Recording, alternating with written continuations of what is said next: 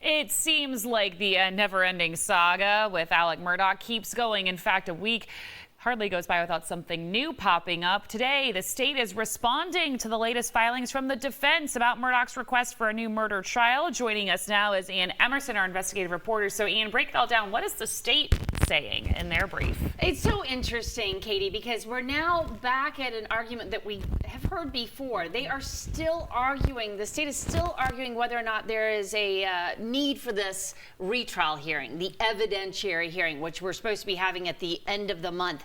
They're also asking for two parts that a burden of proof for Murdaugh, for Alex Murdaugh's defense team. They're still arguing that they never got the burden of proof that they needed.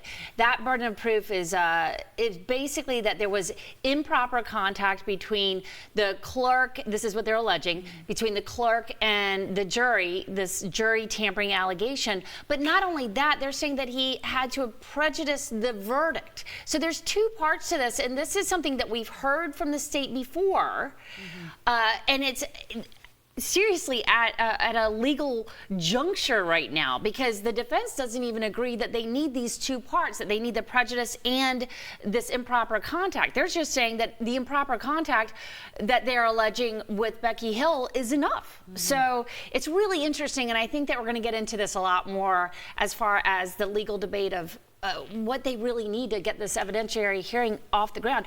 Our legal analyst, Charlie Connon, is going to tell you, honestly, the Supreme Court, he's told us at least, the South Carolina Supreme Court has already said this evidentiary hearing is happening.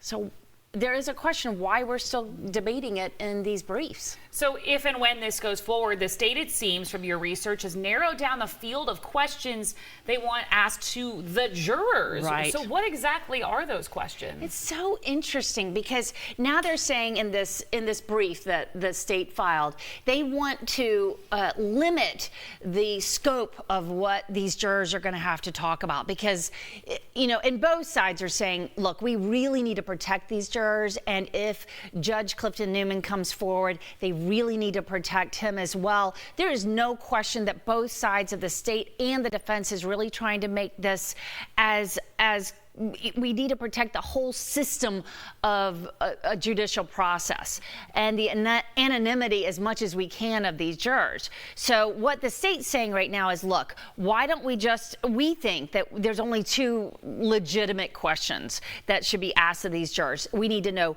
are the jurors, did they have a verdict that was guilty, and was that guilty verdict based on testimony, evidence, what happened in that trial? Those are the only two things the state wants asked. I'm sure the defense has a different opinion. Flurry of hearings coming up in a matter of weeks. What is the timeline at this point? Well, we've got it January 16th. They've actually moved it because originally it was on MLK Day, and of course this is going to be a very big political time as well here in South Carolina. They've moved it to the 16th, so we're going to be headed into a preliminary hearing where retired Justice Jean Toll is going to be presiding over this. Of course, up in Richland County, we'll be there for that, and it'll be this prelim hearing. We'll be hearing some of these, whether or not there should be an evidentiary hearing.